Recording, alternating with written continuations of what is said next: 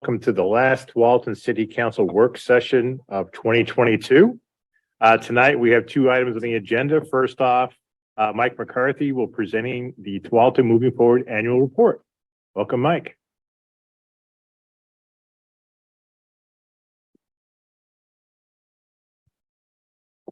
Thank you. It's an exciting time.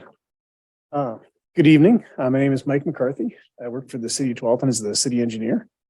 And I am excited to be able to bring you our next annual report of the various things that are happening. And I imagine some of you are observing some construction around town. There will be a lot more coming. And this is our 5th annual report for the Tualatin Moving Forward program based on the bond passed by the voters back in 2018. Tonight we'll be talking about the projects we completed in 2022 and what we're calling the year of construction. Since we will have quite a bit of construction happening over the next year. Our next quarterly report will be in the spring of 2023, and the TualatinMovingForward.com website is still being updated with information and projects and what's coming and what's done and what's happening and opportunities to for the public to communicate with us and let us know if there are issues we need to address or things that they like. So here's our timeline. 2018, when the ballot measure passed, the bond sold at a premium. Thank you, Don, and gave us some pretty good amount of funds to work with, more than we initially anticipated. We got the first project completed in September of that year. Hired a program manager to manage the larger projects of the program in 2019. Got 3 projects done that year. 10 more in 2020, 6 in 2021, 4 in 2022. We've been aggregating some projects together, and we have 12 more that are either under construction now or will soon be under construction next year, and that we are currently working on. You've seen the organization chart for the program team. And the groups have been working with us. Murray Smith has been leading the main project management effort. Alta Planning and Design has helped us really fine tune the projects and conceptual design and work with the public to keep people informed and get their opinions. Here's our map. Starting to look like it's got measles. We like the green dots, especially. Those are the ones that we've finished up. The orange ones are underway. And the ones that we're working on, some under construction, some finishing up design, or some waiting for materials to come in. And some of the ones we finished this year, the 95th and Avery projects, or 95th Avery, 93rd. I've been excited about that one. We were able to fit in a center turn lane on Avery at 95th. That I think has really helped. We were able to adjust the traffic signal phasing. Previously, if you're heading south on 95th, you got to Avery, it was just red, yellow, green. And if you're driving, you'd have a green light at the same time the kids would be in the crosswalk. And we wanted to change that. So now if you're heading south on 95th and you get to Avery, you'll have a couple signal heads with a left turn arrow for left turners and a right turn signal head for right turners. And if there are people in the crosswalk crossing Avery, the southbound right turn driver gets a red arrow. Now they can still turn right on the red, but it doesn't say go. And we think that's a big safety benefit. We also restriped 95th, added in some bike lanes there, narrowed down travel lanes. The idea behind the narrow travel lanes is it subtly slows drivers down a little bit. It's more of a kind of what you see effect. The lane looks a little narrower, so people drive it a little slower. And then we've added new sidewalks on 93rd Avenue and just put the finishing touches or final punch list work now on some stormwater planters right along 93rd Avenue that filter the water before it goes into the drainage system, take out some of the pollutants from the road and from like oil dropping from cars or brake dust or things like that. Another one we finished this year is the Martinazzi-Sagert traffic signal. And this picture is fairly soon after it opened with a nice flowering looking forward towards spring, kind of trees in the background.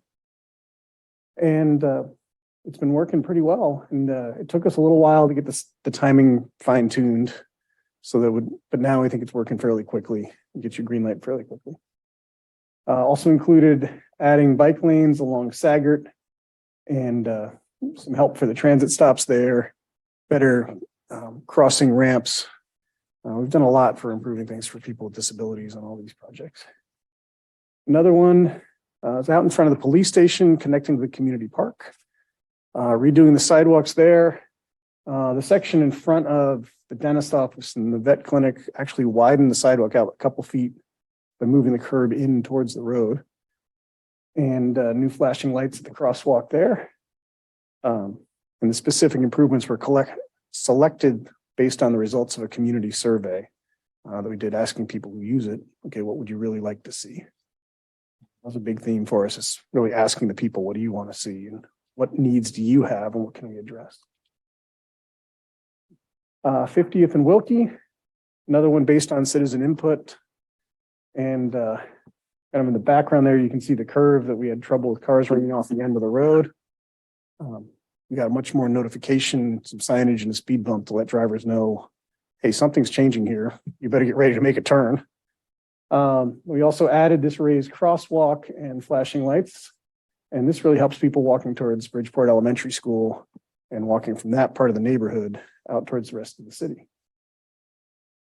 So we're starting to work on the Boones Ferry Corridor project. This is what one of the pathways looked like, or at least around the corner. And there's a lot happening out there, and we're blessed to have a good contractor. They've been making a lot of progress. So they started with a section from Avery down to Siletz, repoured that, and they're working on new bollard lighting that will light the way for pedestrians there. That's coming in a couple months. A number of storm drainage improvements. And at this point, they've got the new sidewalk mostly in place from Sagert. Most of it's in place now all the way down to Alcea. A couple of ramps that they're finishing up right around Killarney and Cherry Avenue. And a lot of work to clean up things around driveways near Sagert and replace some of the old asphalt walk with new concrete that should last a lot longer and shouldn't be made all bumpy by tree roots. The next phases of the project will be building the sidewalk section from the Blake Alcea signal south. So getting up around Arikara down towards IBAC and along Byram and by the high school. So that will be a little busier because the roadway is tighter in that area. And there won't be quite as much space to route traffic around with cones. So we may have a few more traffic delays coming probably in January. We'll do our best to keep you and everyone else informed of that. It's really exciting to see how much they've been able to get done. And they've made a lot of really good progress. We have a second phase coming of work on Boones, starting from 12th and Sherwood, heading south down to Sagert, adding in bike lanes right there, rebuilding more sidewalk. There's one little gap where the turn lane disappears that we're planning to fix to make the turn lane continuous down to Sagert. Shoehorning in I'm calling it a mini right turn lane at Avery and Boones Ferry, just enough to get the right turning cars around the people going straight, but trying to design it to not impact the trees on the corner because there's some really beautiful trees right there. And then some more work at IBAC and Iowa coming. And we're right now in what we call the 90% review with the state. This project we've been working on from the beginning at the Nyberg interchange. As I think a lot of you heard already, but if you're heading east on 12th and Sherwood Road, trying to get to the freeway, most traffic gets bogged down in the right lane. That's because people use the right lane to either go south on I-5 or north on I-5. And there's extra space for people going straight across. And then there's a third lane at the Cabela signal that sometimes you can't get to because it's blocked. So the plan now is the right turn lane will be taking a right to go south on I-5. Sorry, the right lane will continue to go south on I-5. The middle lane will then go to the loop ramp to go north on I-5. And then the left lane would be able to safe to go straight across or to actually use the northbound ramp. And back at Martinazzi will be, from Martinazzi to the Cabela signal, we'll be extending that third lane. So you'll be able to actually use it through that whole section. Really looking forward to it. We're working out the final details with ODOT and Washington County on specific design for it. This is a new sidewalk.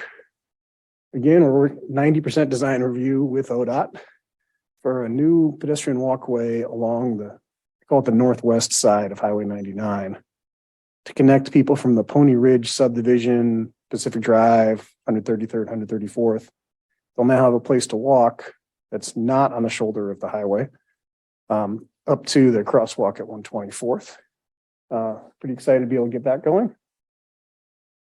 And 65th Avenue near Meridian Park Hospital, and a crosswalk right about in this area, right near the bus stop or a little bit below where the stairs come across. And that one, we have a contractor under construction. We're waiting for the street light poles to arrive, and street lighting is particularly important there for safety because of the volume and speed of traffic there. We want to make sure we have good lighting on the crosswalk. A number of neighborhood traffic safety projects. A couple of them are under construction. You may have seen some of the work along Avery by 12th and Sherwood Road. And that's contractors planning to pour that this week. And there's a few hundred feet of gap in the sidewalk that we're filling in to connect it all the way from 12th and Sherwood to the rest of Avery. Next phases of that will be flashing lights in the crosswalk across Martinazzi at Mohawk. So just a little bit north of Sagert Street. There's a crosswalk there that it's pretty scary to cross in right now, but we should be getting flashing lights there in a few weeks. And then some big help for people on Martinazzi near Fred Meyer, getting around the bus stops, around the signal poles. Some pretty tight pinch points there. And then a new flashing light on the crosswalk on Boone's Ferry, kind of near Mashta Teriyaki or the station or the Oregon Nurses Building by 84th Avenue. And then a couple other ones that are coming. It's still in the earlier design stages. Some pedestrian improvements in the Las Casitas neighborhood, including some raised crosswalks, a lot of cleanup on where parking's allowed and not allowed, and some strategic improvements to basically make it so people can't park right next to the corners so that drivers can see to pull out.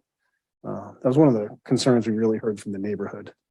Was really looking for help to pull out.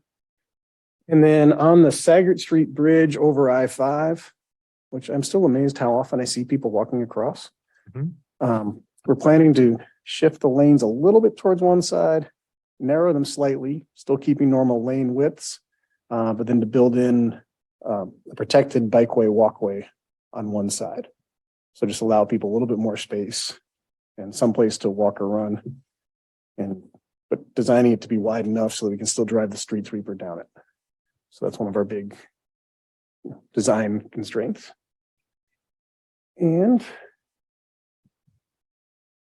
so we're releasing our annual report, which will be including our tracking of all of our project costs. And I won't try to read all the numbers, but we've got quite a few projects and we're still on track to have them done next year. They're all looking pretty good. Things that are making me the most nervous are getting through some of these final design reviews.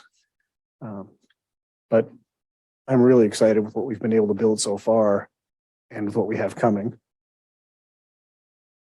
And here's our current, as of the end of October, we'd spent about 15 million of the funds. We have a little less than 10 million to spend. Some of the projects will be using both Tualatin Moving Forward bond funds and transportation development tax funds. So it'll end up being closer to $30 million in total projects, depending on how the bids come in. And we have our annual report. They'll also be out in Spanish. And we know you're monitoring progress and keeping an eye on how everything's going. And the theme I forgot to mention earlier is really to be prepared for all of the construction work that'll be coming along all of these different projects that we've talked about. And we'll be doing our best to let the public know where they'll be like encountering potential traffic delays or where work will be near their properties or near their businesses. And with that, any questions or discussion? Questions for Mike? Councilor Pratt. Well, my actual question is, will the projects all be done at the end of 23 or will they go into 24? Or when do you see them being totally done? We're trying to get everything done in 23. No. And I just have to make a comment, like, when Jeff was here and that I live up Martin Avenue, and when he was talking about that light, I was really skeptical, and I have to admit, it's pretty wonderful to have it. Great. Great. Other questions? Councilor Brooks. Even though we were wanting to finish the projects this year, the bond really doesn't end for another 5 years. Is that right?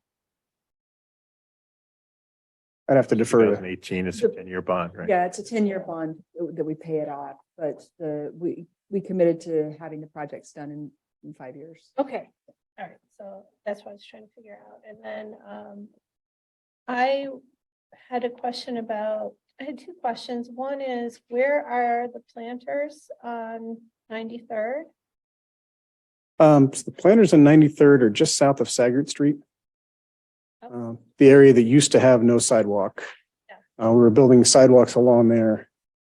And particularly on the east side of 93rd now, the stormwater that runs off the road flows into the catch basin or through some openings in the curb into an area with particular types of plants that biologically basically pull the pollutants out of the water before it then flows back into our storm drainage system.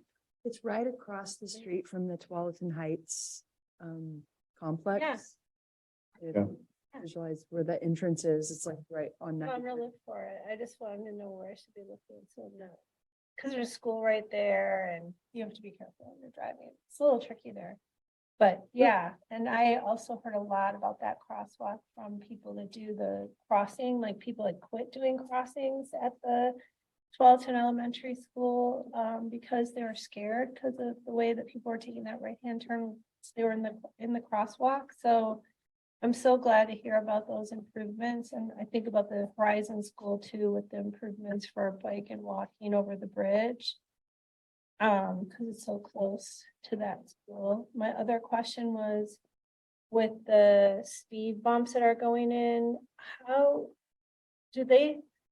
do you guys design for the bikes? Like they don't go all the way across then, so that bikes don't have to go over speed bumps, or how is that? So the speed bumps are a couple different ways. What we put in, I think, are technically called speed cushions, and they have gaps near the middle that match the wheelbase of a fire truck or an ambulance, but are wider than a passenger car, so that fire truck and ambulance can go through. The passenger vehicles have to put at least one wheel up on the bund. And That is so interesting. I wondered why those gaps are there now. I know, I've never driven a car. okay, yeah. And then the bumps are designed to not be too jarring at like a normal bike speed. So typically cyclists will ride up and over them. We'll often leave a gap right next to the curb so that storm drainage can flow along the curb so we don't back up the water. And sometimes we'll leave an open shoulder, but we don't want to leave too much open because then drivers start swerving that direction. So. Yeah, I was just thinking for people that are on their bikes or the scooters. So they're well painted and you can see them pretty easily if you're doing those things, because I haven't experienced driving over speed bump on a scooter, but I imagine you have to watch your balance. I would imagine so. I've ridden a lot of them on bikes Yeah. and well, at the speeds that I can get to on a bike, it's not too jarring for me. Unless downhill. But, and I think for scooters, we intend for them to be smooth enough that a scooter can go up and over. It'll be a similar change to a regular bump in the road. Thank you for that information. Great, thank you. Thanks for the work too. Boone's Ferry is just going along so quickly and they're doing so much work there. It's incredible. Great, thank you. Councilor Hilliard. I just wanted to pass on some comments from citizens that I've heard, residents that I've heard, and just appreciation for the timing in the sense of start-stop times on Boone's Ferry from students and school staff and just community Okay. members. Just really appreciating that your contractors and you are taking account of the flow of traffic, and it could make something a little crazier. You've made really tolerable. And just thank you very much. Great, great, thank you. And we do limit the number of the hours of the day that contractors are allowed to take lanes or block traffic. So they have a 9 to 3 window most of the time. Near schools, it's 9 to 2. So great, thank you. Thank you. Other comments? President Grimes. Thank you. As I've mentioned before, Mike, this is one of my favorite projects that I think has taken place while I've been on council. I mean, it's one of those examples where it was very well thought through. You know, the bonds sold fantastically, and I think that the execution has just been A+. I love the fact that a lot of the projects that floated up to the top for work with the bond money actually came from community workshops, community input, input through the website. I mean, I think the execution has just been fantastic. And I love the way that you're constantly mirroring back to the community. You know, your input gave us the impetus to do this project, and then sharing with them as the projects are completed so that they can kind of share in the process and see how things are coming along. And I just think it's been fantastic. And to me, I mean, there was a great deal of work that was done to support the Parks Bond this time around, a lot of really hard work. But I think a lot of the ability for the community to really envision how a project can go from start to finish and how a bond can really impact the community. I think a lot of those voters looked at how this transportation bond was run and how effective it was and how well it was done. And then they looked at that Parks Bond and said, well, my gosh, you know, this was done so well. The same thing can be done with parks. It's a great execution on both sides. And I think a lot of the success for that bond goes right back to, you know, this very first project with Tualatin moving forward. It's awesome. So, yeah, Thank you. I think it's fantastic. I'm so proud of the work that you guys have done. Yeah, I think it's just amazing. And just the management and execution on this has been wonderful. thank you. And Thank I want you. to credit Megan George, Betsy Rodriguez Roof, Brooke Baxter, and some of our other staff and Alta's team for really doing a great job with the communications on this program. It's just gold standard, and I really think it's great. Great, thank you. Thank you guys very much. All of you guys. And Megan, of course. The magic one. That's Reyes. Yeah, thank you, Mike. This by far has been an exciting report. I mean, I just felt like all these reports about how things are being implemented, and then how you report back to us, and then the website when you can at every little things that are completed, things that are coming in progress and all that. I really enjoyed that. Thank you very much.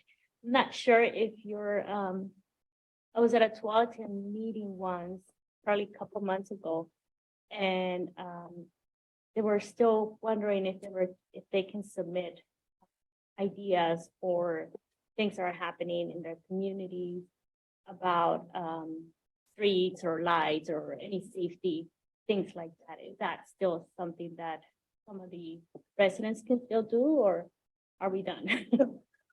Residents can definitely still submit suggestions. The Tualatin moving forward money is spoken for. But we have set aside not as much money, but an amount of gas tax funds for the types of smaller projects that we've been doing. Things like striping, things like possibly new streetlights or repaired streetlights. Repaired streetlights comes operationally. And it's kind of the smaller traffic control or ramp or sidewalk projects. There's still a little bit of money to do those. Okay, like, for instance, one of the things that I asked for, like, give me an example what you were thinking about. I mean, this was at a Tualatino meeting, and one of the examples was, and I don't know where this falls, but it's coming west on Sagar Street, right? When you, during the school, when that elementary on your, I guess when you're coming west, you have to take a left at that striping or the line or the median line. It's solid. It's not, you can't make a left turn. So I think parents still make, people that are dropping off their kids, they still make a left turn, and then so the street gets backed up. So if there's, that was one of the examples that they, and it only happens during school hours, school time, of course, you know, but it's trying to make a left right before the bridge. It's the Horizon To School. the Horizon Elementary or middle school, I don't know, I can't remember, but the Horizon, Mhm. Horizon school. And that one of the parents that were there were saying that sometimes they run, they like, people are in such a hurry that they don't care, and they see somebody there with stop or, you know, or crossing or anything like that. So maybe some kind of control there during school hours. That would be school times when they're dropping off the kids. That was the thing that they gave me as an example of that they witness every morning when they go to work. So I can't even, I honestly, if I remember, that area is very dark anyway. So I just know that it was one of that. That was an example that they gave us. That's all. Okay, I can take a look at it.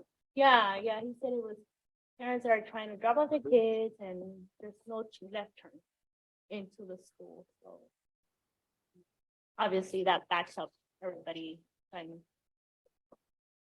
Yeah. They are just going straight, but parents that are dropping off, they just stop there and they're trying to make a left turn when they're not supposed to make a left turn there. Yeah, and it gets pretty busy. Okay. Thank you. Any other comments? I just like you mentioned the contractors on Boones Ferry Road. I've been going down there lately a lot, and with some of these downpours, they're still out there working with raincoats and getting drenched to get a little tent set up and stuff like that, but they're still hard at it, even though the weather is not in their favor anymore. So appreciate that. Yeah, they've been working hard. They're trying to use it as fill-in work between their kind of big summer projects. But it does mean some pretty rough work days for them. Yeah. We are trying to watch to make sure we still get good concrete even when it's raining. Yeah. So, Well, thank you, Mike. Great. For the update. thank you. Thank you all. Have a great evening. You too. Okay, that brings us to our agenda review and roundtable. For the Pledge of Allegiance tonight, I'm going to put Council President Grimes on the spot since it's her last night to do the pledge. And then we have no presentations. For public health announcement, I'd like to sub that. Althea Pratt Broom passed away last week. I'd like to do a recognition of her because she's done a lot for this community, and just want to say a few words about all things she's done for Tualatin. Any questions on the consent agenda? Considering Willowbrook School is on the consent agenda. Anything? I think that's it. So with that, we've got about 15 minutes left for a council roundtable. We'll start with Councilor Hillier. I didn't have any official meetings, but I did attend a La Posada that Councilor Reyes talked about, and it was fantastic. It was very well attended by community members. There were probably, I don't know, 50 people in there, and we had so much fun with well, I didn't get to hit the pinata, but I didn't fit into the age or height category. But anyway, it was fantastic, and thank you again to the city for hosting and working so hard at the library and everyone who works hard. It was wonderful. Brett? I have three things. First, we had a council and advisory appointment committee and we interviewed people for the library and budget committees. And once again, I have to say, some of those students that are applying, I wish I were as well spoken as they are. Amazing. We had a climate action, what are committee? Steering committee. I have SC. Anyway, I think we further clarified we did mitigation, scaling, and we clarified the priorities for our city, like what we think are the important things. I know one thing we kind of left out, one option, we had to pick options of what to do, so we called it down. Like, one thing I know we didn't include was promoting really small housing, which is good for the environment, but we didn't think it was really pertinent to our community compared to other things like trees and buildings and, electric vehicles. So anyway, we called that list down. And then last, there's two things. The staff appreciation breakfast, which was a blast. And the holiday lights parade. I know the mayor and I were in that. And one night I watched it and I think this is fun to watch it and be in it. It was just great. Strider to be Yeah. in it. Yes. Right. That's it. Councilor Reyes? Well, meeting the committee advisory appointing committee, meeting. And like, I share the same sentiment as Councilor Pratt. There's just wonderful people in our community that want to volunteer and just want to be a part of everything we do. So I'm always amazed about that. Not everybody gets to make it, but we get to know people. We encourage them to be, to volunteer somewhere else in other areas that we may not be. We might not have a spot for them, but I still encourage them to go out there and volunteer in any way with the city. But wonderful people and great candidates. Thank you. Councilor Sacco? Any communication? Right. Councilor Brooks? Along with the CAP meeting, which the other thing that was really nice was the discussion about how the information and the plan will be presented to the public and to council, and it's quite an interesting graph that has a lot of keys and a lot of things to understand. So it's very multidimensional and it's going to have a lot of information on 1 or 2 pages. So it's going to be really interesting and exciting to look at and understand as we move forward in prioritizing. I'm really proud of the work that the city and the leadership the city's taken on our climate action plan. And I'm going to concur. Sometimes I think it should be all students on our committees with our committee selection because they're so phenomenal. But the adults that applied were amazing as well. And we're always grateful for the volunteerism that our citizens show and our community members show, because not everyone lives in Tualatin and serves on our committees, that show for helping out our city and being part of that. Everyone's voices really matter a lot. And so a big thanks to the willingness. And I also attended the Regional Water Providers Executive Committee meeting because I chaired that meeting. And that one, we are gearing up for doing our strategic planning in the beginning of the year. That will be what we do at our first meeting. Another thing that we'll be doing is reworking the intergovernmental agreement. It's mostly languaging and cleaning it up. And so there's not going to be a lot to be nervous about on council, but by the time it gets presented, there's only 3 or 4 meetings. So by the time it gets presented, it won't be until October, but that's just a preview of that. And then we had our PAB meeting, and that meeting was interesting. You might be interested because we approved the home grant before there was any public presentations because there was only one applicant for the home grant. So I think it's just really important to stress again and thinking about it in our city departments that we have these grants available through community development block grants and home grants for housing and for safety projects for transportation.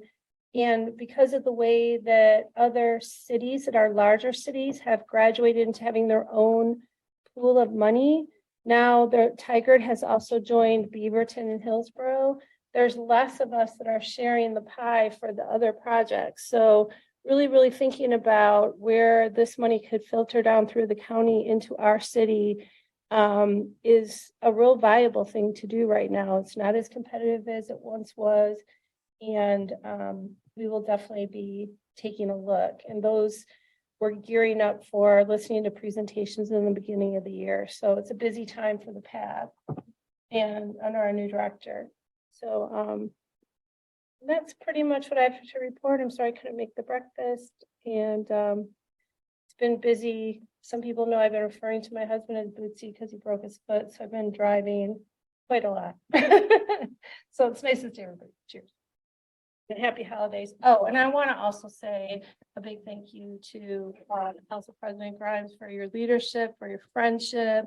It's been great to get to know you over the last 4 years. And even before I sat when we were running, it was the first time I ever ran for anything like this. And sitting with you, getting to know you at the different debates and different social engagements that we had even before we served together was a privilege. And I'm grateful for the years that we spent together. So thank you for your leadership and your dedication to our city, and happy holidays to you and your family. Council President Grimes. Thank you.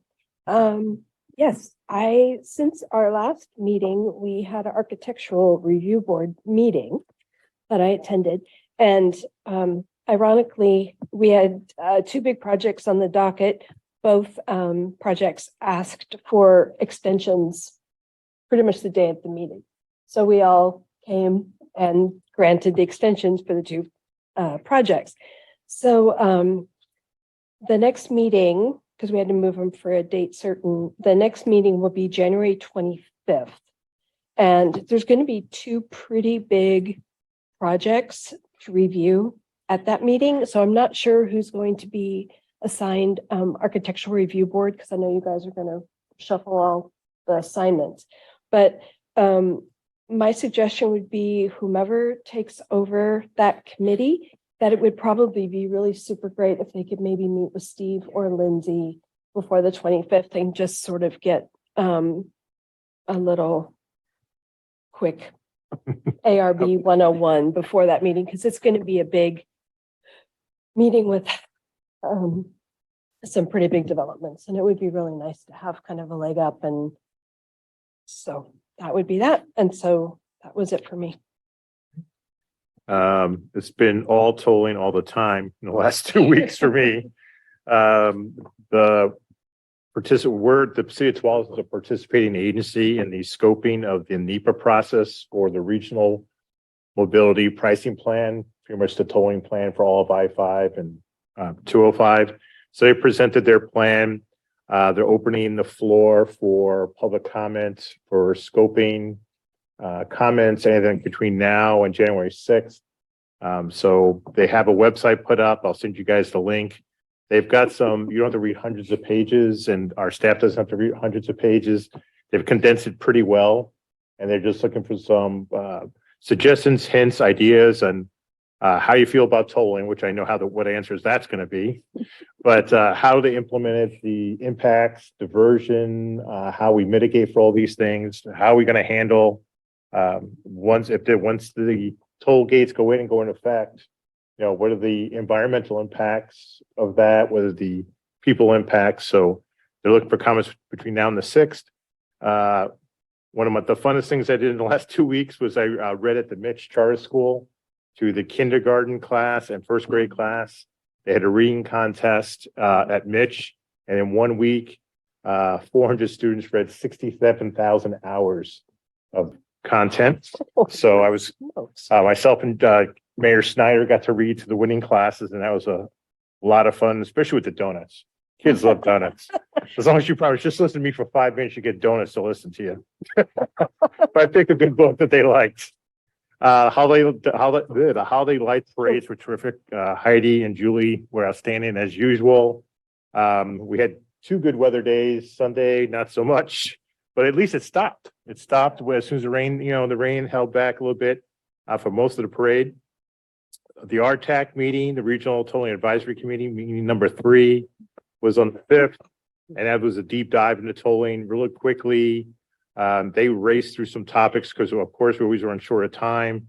The charter, we still haven't approved yet. We can't agree on a charter for the committee. They also went through the regional mobility pricing plan concept. What was interesting there, I sent you the toll project program delivery schedule. We didn't have a chance to fully dive into that because the issue that we're seeing is there's a lot of concurrent things going on. That you have the RTAC, you have the OTC, you have this thing called the STRAC, which is the rulemaking body for tolling. So there's 5 different things. There's basically 5 balls in the air, and the timing's not perfect. So we're going to look at that timeline. There was a public transit study that was done, and obviously the answer is we need more public transit in order to get people who can't afford the tolls, who do want or do not want to do the tolls on the buses, and how we're going to do that. It was interesting that TriMet said, buying the buses is the easy part, operating them is the harder part.